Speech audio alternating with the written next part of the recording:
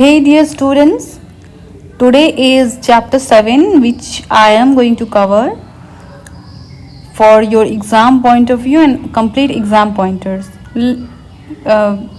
Listen, the original text and full summary and full story, it is given to your textbook itself, so I am not going to cover the whole story.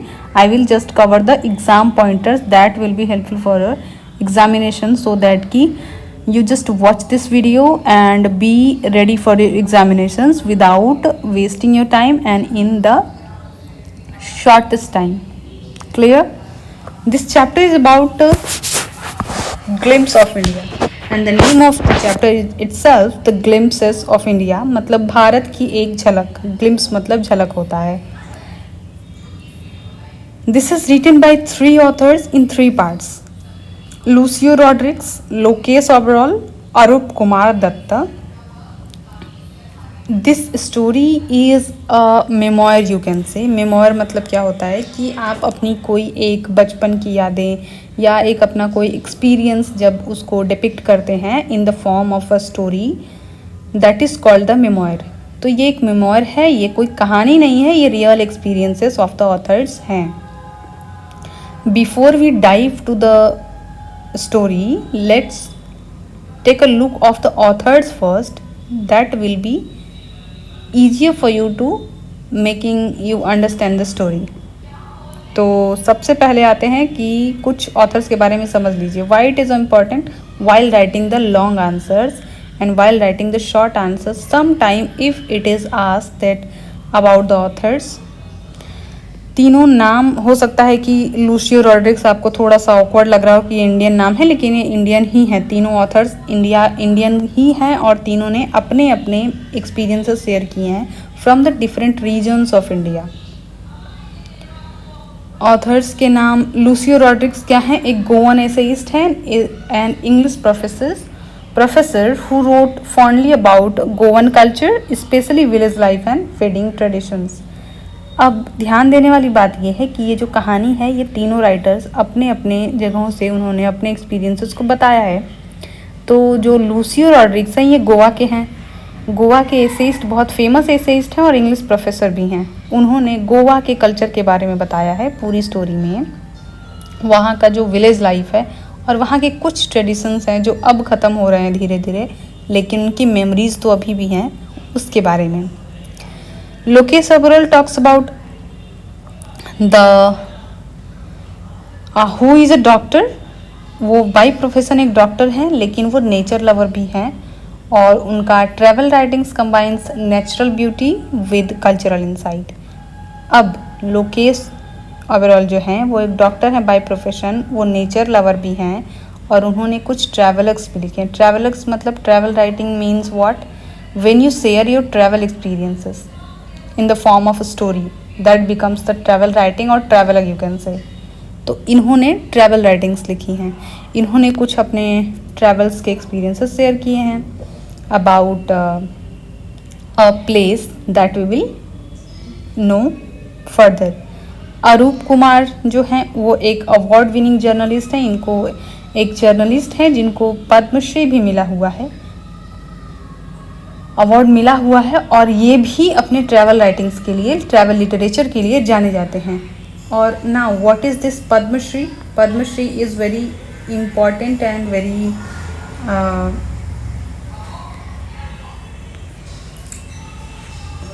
Recognised award from India. Bharat से, भारत के लोगों को, specially सिर्फ भारत के लोगों को जिन्होंने different fields में बहुत अच्छा कंट्रीब्यूशन किया होता है, लाइक लिटरेचर के फील्ड में, मेडिसिन के फील्ड में और आर्ट मतलब ड्राइंग आर्ट के फील्ड में काम किया होता है. बहुत अच्छा कंट्रीब्यूशन उनको मिलता है. तो अरूप कुमार को भी ये पद्मश्री अवार्ड मिला हुआ है, उससे ये सम्मानित हैं. ठीक है, तो ये राइटर्स हैं. ये इसका जॉनरा याद रखना है कि ये मेमोयर है, ट्रैवलॉग है और इसमें अलग अलग जगहों के, भारत के अलग अलग जगहों के experiences are shared by the 3 different writers in 3 parts in the story. What the chapter is about? The chapter presents 3 regional narratives from India, each portraying a different culture and tradition. मैंने बताया कि ये जो पूरा chapter है भारत के 3 अलग अलग सांस्कृतिक क्षेत्रों की झलक को प्रस्तुत करता है। Part A tells the a baker from Goa, Goan Portuguese tradition. Coorg जो है वो nature and bravery in Karnataka. Tea from Assam जो है third part which is curiosity and travel in north east India. Now you need to remember कि first part tells the Goan tradition, second part tells the Karnataka and third part tells the Assam। ये कहानी first part जो है। अच्छा, इसके characters के बारे में थोड़ा जान लेते हैं कि what are the characters there in the story. Narrator in each part. Narrator is who? Narrator are the authors itself. Narrator in any of the story, narrator वो होता है जो कहानी बताता है। ऑब्वियस है कि इन तीनों कहानियों में नरेटर्स ने अपने अपने एक्सपीरियंस शेयर किए हैं, तो ये नरेटर्स खुद एक कैरेक्टर हो जाते हैं जो कहानियाँ बता रहे हैं। और एक बेकर की कहानी है, मैंने बताया कि गोवा के बेकर्स की कहानी है, वो हो गए। कुर्गीज़ मतलब कर्नाटका में एक जगह है कुर्ग, वहाँ के लोगों की कहानी है, तो कुर्गीज़ भी एक कैरेक्टर्स हो गए। नेक्स्ट इज़ राजवीर एंड प्रांजल। राजवीर और प्रांजल 2 स्कूल बॉयज़ हैं जो असम से हैं, असम में घूमने जाते हैं और वो देखते हैं वहाँ पे, तो ये कैरेक्टर्स हैं। इसको आप पॉइंट्स बना करके बहुत आराम से you can get the full marks in your literature if you follow these points. तो अब आते हैं हमारे plot construction and full summary पर आते हैं, which is part A a baker from Goa. ये जो कहानी है एक बेकर की है, एक गोवा में एक बेकर की कहानी है। बेकर क्या होते हैं? आपने देखा होगा कि कभी कभी मूवीज़ में भी देखा होगा कि बेकरी शॉप होती है जहाँ पे कुकीज़ मिलते हैं और बहुत सारे बेकरी वाले चीज़ें मिलती हैं खाने वाले। तो जब ये तब की कहानी है, गोवा में तब की कहानी है व्हेन पोर्टुगीज़ मतलब पुर्तगाली जो हैं, जब पोर्टुगीज़ गोवा में रहते थे, उन्होंने यहाँ पे अपनी इंडस्ट्रीज़ बसा ली थी, कॉलोनीज़ बसा ली थी। ये तब की कहानी है, तो तब की कहानी बताई जाती है। तो दिस स्टोरी, और वहाँ पे जो बेकर्स मतलब वो जो उस बेकरी शॉप में काम करते हैं, उसमें से एक बेकर की कहानी है। और वहाँ के जो बेकर्स हैं ना, वो उनको इसलिए ऐसे रखा जाता था, उनको बहुत हेल्दी लोगों को वहाँ पे रखा जाता था, क्योंकि ऐसा कहा जाता था कि जो वो ब्रेड होता है वहाँ पे, वहाँ के गोवा की जो ट्रेडिशन है, मतलब कि कोई भी सेलिब्रेशन हो तो वो जो ब्रेड है वो बहुत अच्छा है, और उसके बिना, उस ब्रेड के बिना उनका कोई भी सेलिब्रेशन अधूरा माना जाता था। जैसे हमारे यहाँ भी होली पे यू कैन से कि गुजिया नहीं बनी तो कोई भी मिठाई बने ना बने, but gujiya is most important. तो इन द सेम वे उस टाइम पर वहाँ पे ब्रेड जो थी वो, तो अब वो ब्रेड जो बनाते थे वो बेकर्स हो गए। अब उनको इसीलिए कहा जाता था, उनको मोटा इसलिए, हेल्दी लोगों को इसलिए रखा जाता था, सोचते थे कि ये डिपिक्ट करता था कि वहाँ के जो बेकर्स हैं वो उस ब्रेड को खाते हैं और वो बहुत हेल्दी हैं, क्योंकि ये बहुत अच्छा है, बहुत पौष्टिक है, और वो लोग एक बहुत अच्छी हेल्दी लाइफ जीते हैं। तो part 1 tells the nostalgic account of the traditional bakers को you can say paders also of Goa. Bread was central to every celebration, children loved receiving bread bangles. Though times have changed, the memory of the padder lives on। तो simply यही है कि वो original text में बहुत सारे, मतलब कहानी लंबी है, बट समरी इज़ की उसी की कहानी है। तो बच्चों को ऑब्वियसली बहुत पसंद है, not only to the children, elders को भी बहुत पसंद आते हैं ब्रेड बैंगल्स, मतलब ब्रेड से बने हुए जो ब्रेड की चूड़ियाँ यू कैन से, वो खाने की चीज़, तो बहुत अच्छा लगता था वहाँ के लोगों को, वो उनका ट्रेडिशन में शामिल था। ये उसकी कहानी है। अब वो ट्रेडिशन जो है वहाँ पे ख़त्म हो गई है, लेकिन उसकी यादें जो हैं अभी भी ऑथर के दिमाग में बनी हुई हैं, तो उन्होंने उसको शेयर किया है। Part 2 is the about Coorg.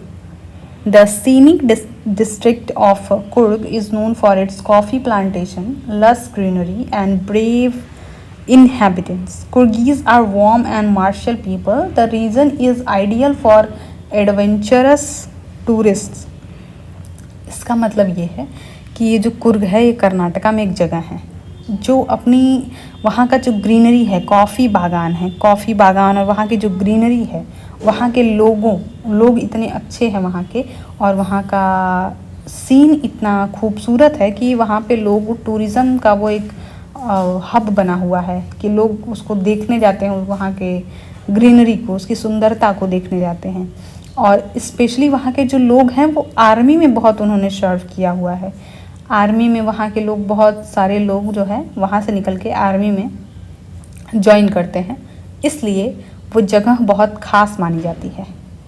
तो डू रिमेंबर कि first part is about Goa, second part is about Coorgis. Coorgis मैंने बताया कि वहाँ के लोग वहाँ के बहुत अच्छे हैं। कुर्गीज़ हरियाली के लिए जाना जाता है और कॉफ़ी प्लांटेशन के लिए जाना जाता है, इसलिए वो टूरिज़्म का एक हब बना हुआ है, इसलिए ये पार्ट ऑफ अट्रैक्शन बना हुआ है। Third part is about T from Assam. Rajveer and Pranjal visit Assam.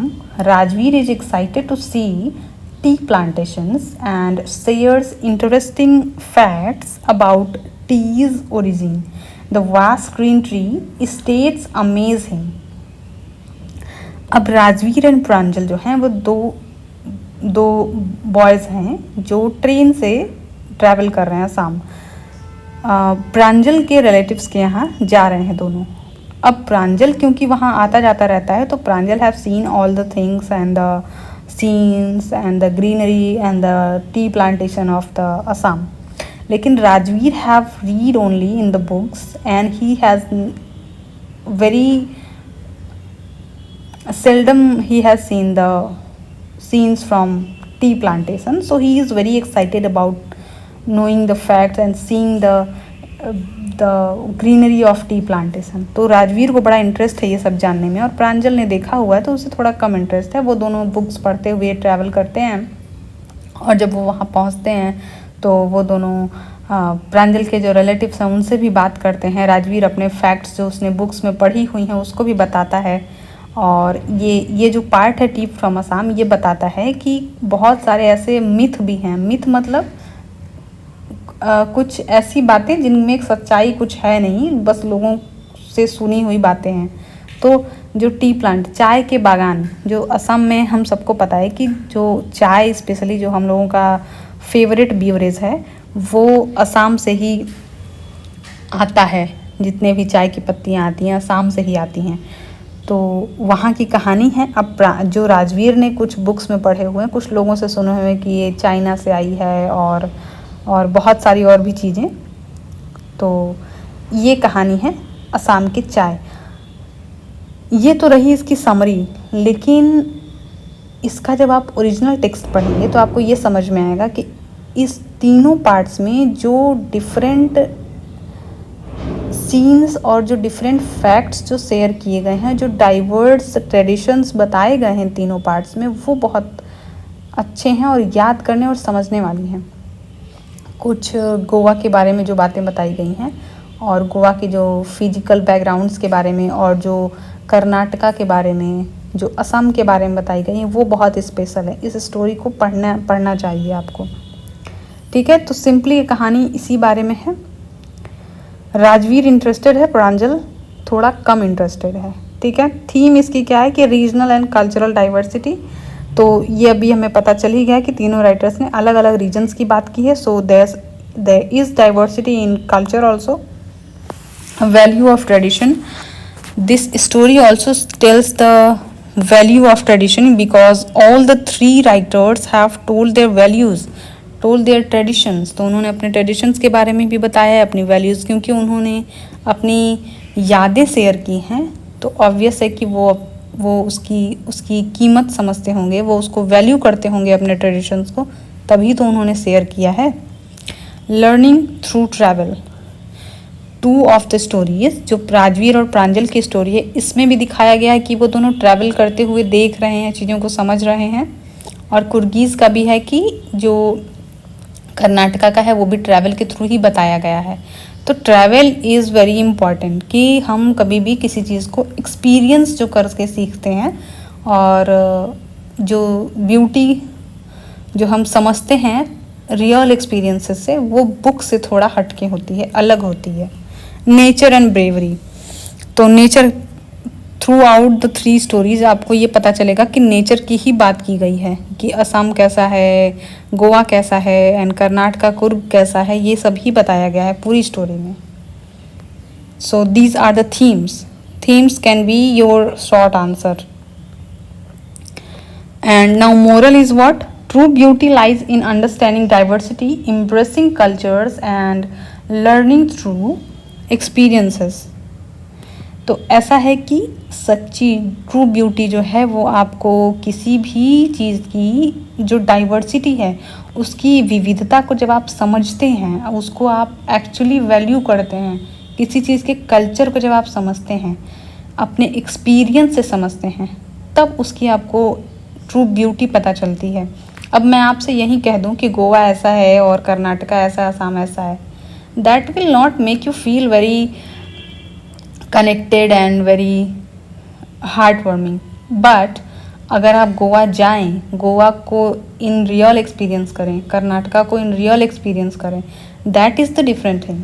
तो वो डाइवर्सिटी को समझना कब अच्छा और कब अच्छा है, कब सबसे बढ़िया होगा, उसकी ब्यूटी को आप कब समझ पाएंगे, when you experience that in real.